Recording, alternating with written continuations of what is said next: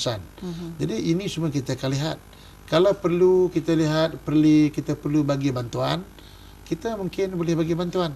Yang pentingnya ialah apabila mereka mengurus Babak Express, mereka mesti memberikan keutamaan kepada keselamatan penumpang.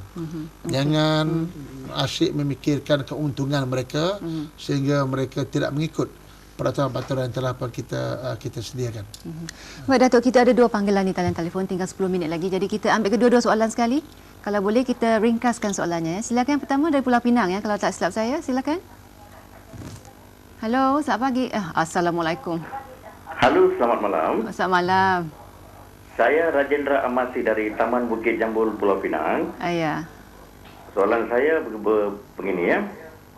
Saya nak tunjukkan kepada Yang Berhormat Datuk, sejauh manakah Kementerian Pembangunan Koperasi, Pembangunan Usahawan dan Koperasi dapat membantu masyarakat India, khususnya di Pulau Pinang.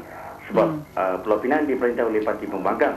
Yang soalan kedua tu, seramai 100 orang masyarakat India telah memohon permit memandu teksi. Sampai sekarang tak ada respon, tak ada layanan. Bila kita keep on tulis surat kepada kementerian, tak ada jawab. Dia orang kata ada kuota. Saya minta komen daripada Yang Berhormat Datuk Noh. Terima kasih. Terima kasih ya Encik Rajendra. Sebelum kita jawab Datuk, kita ambil satu lagi panggilan ya. Silakan yang seterusnya. Halo, Assalamualaikum. Waalaikumsalam. Siapa di sana? Rizwan daripada Tadi. Encik Rizwan, silakan. Okey, Assalamualaikum Datuk. Ada sikit nak tanya pasal LPKP, Datuk, Lembaga Pelaksana Kendaraan Perdagangan. So, baru-baru ni saya ada kehilangan ahli keluarga yang amat tersayang lah akibat kemalangan bas ekspres di Melaka.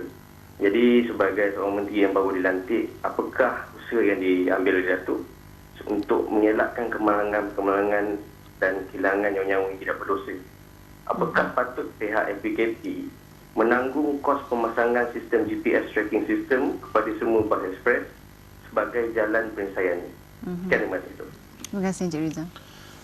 Okey, terima kasih banyak. Saya jawab yang LPKP tadi lah. Ya. Ini sebab tadi saya dah terang lebih awal, di mana daripada daripada kemalangan yang melibatkan nyawa. Ya. Dan saya juga sedar bahawa ramai penumpang yang tak berdosa meninggal kerana pengurusan bas ekspres mungkin tidak mengikut peraturan, pemandu tidak mengikut peraturan. Jadi sebab itu saya kata tadi kita tubuhkan flying squad ni kerana kita nak bertindak lebih awal. Jangan dah aksiden baru kita nak bertindak. Jadi salah satu langkah yang kita ambil. Kita juga akan meletakkan syarat supaya Babak Express ni memasang GPRS ni supaya kita boleh memantau bagaimanakah pergerakan bas. Malah kita boleh tahu bas ni bawa laju ataupun tidak. Ini kita akan laksanakan dalam masa yang terdekat. Tapi Datuk, perlukah kita ada tindakan lebih tegas lagi terhadap syarikat-syarikat ini? Katakan kalau berlaku insiden macam ni, lesen boleh tarik balik dan sebagainya? Ya, saya dah buat kenyataan bahawa kementerian tidak akan bertolak ansur dengan mana-mana syarikat yang tidak mengikut peraturan-peraturan ini. Kerana bagi kita yang lebih penting ialah nyawa dan keselamatan penumpang-penumpang. Rakyat itu lebih penting daripada toke-toke bas ni. Jadi sebab itu baru-baru ni saya telah pun mengantung melalui lembaga pelaksanaan. Kita menggantung sebuah syarikat yang kita dapati syarikat ini terlibat dalam kemalangan dalam tempoh 4 bulan. Tiap-tiap bulan berlaku kemalangan.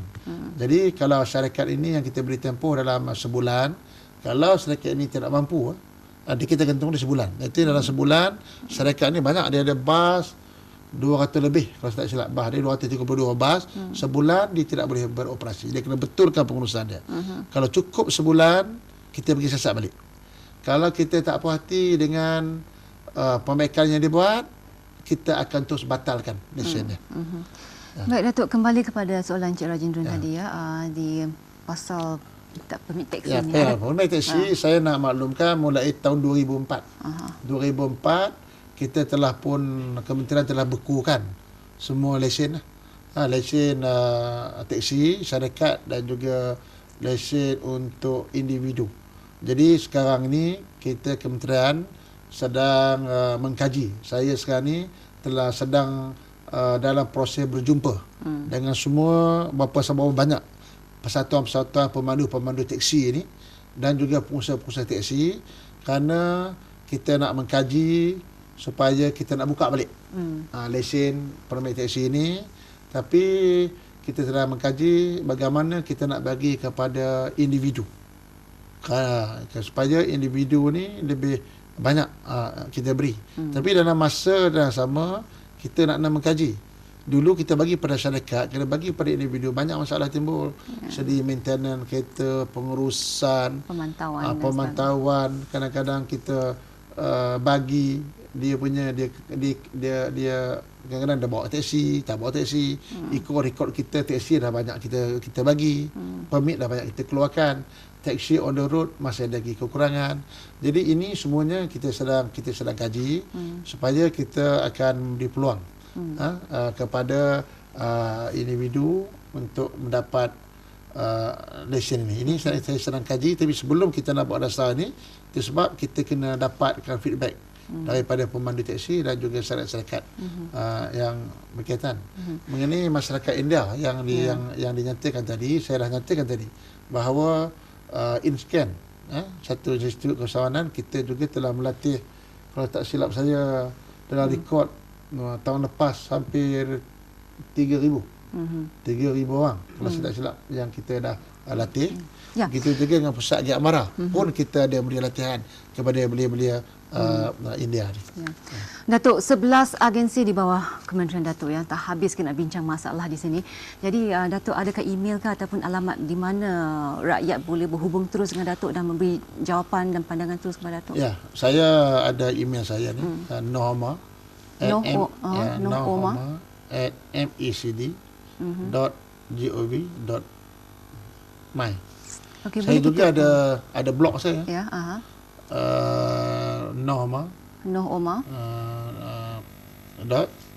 .blogspot.com. Okey. Yang ada tentera ni. Ada di kaca diri sekarang ni ya. Ada di kaca diri sekarang ni. Di samping itu, saya juga akan terus mendapatkan maklumat daripada orang ramai, di mana setiap kali apabila saya menghadiri majlis-majlis rasmi, katalah saya merasmikan satu program, maka selepas saja saya habis berucap peresmian, saya akan membuka soalan untuk saya berdialog dengan audien yang hadir, supaya saya nak dapat feedback, saya nak dengar apakah ucapan-ucapan yang saya beri sewaktu menjadi peresmian itu benar-benar dapat difahami ataupun benar-benar dapat dinikmati di peringkat akar umbi. Jadi bila saya membuat dialog on the spot, saya lihat banyak feedback, banyak perkara-perkara yang boleh kita pertingkatkan, dan saya lihat masalah-masalah yang dilontarkan Tapi Datuk, kalau kita ada perasmian dan sebagainya, kan bukan semua orang dijemput ke sana, hanya mereka yang dijemput ke majlis tu ada peluang nak tanyakan Datuk soalannya. Jadi mungkinkah lebih baik lagi kalau adakan sesi tertentu kan setiap minggu ke, ada sesi terbuka? Saya nak ke rasmi ni hari-hari saya pergi rasmi. Satu program yang hadir kadang 300-200 orang. Jadi saya ingat dalam satu minggu saya berdialog tak kurang daripada 1,000 orang lebih. Jadi dalam masa yang sama, saya ada email saya ada blog saya. Jadi sesiapa saja yang nak mengadakan apa-apa juga aduan, mereka boleh terus menghubungi saya. Jadi bolehkah saya simpulkan di sini, kalau mereka tahu Datuk ada function di mana-mana, kalau tak dijemput boleh jemput diri je supaya ada peluang? Ya, saya memang cara saya secara terbuka. Bila ada satu-satu majlis, maka tak perlu, kalau ada orang dengar, saya jemput mereka hadir. Tak semesti mereka yang mendapat jemputan saja. Terlebih-lebih lagi kalau majlis-majlis ini melibatkan ahli-ahli persatuan. Kalau dia bukan ahli persatuan pun dia boleh datang untuk dia berjumpa dengan saya dan menanya soalan waktu saya mengadakan dialog itu nanti. Dia akhir sekali mungkin ada pesanan ke untuk mereka yang ingin menjadi usahawan? Secara ringkas atau? Ya, pesanan saya untuk menjadi seorang usahawan ini mestilah ada dedikasi yang tinggi dan mestilah mengurus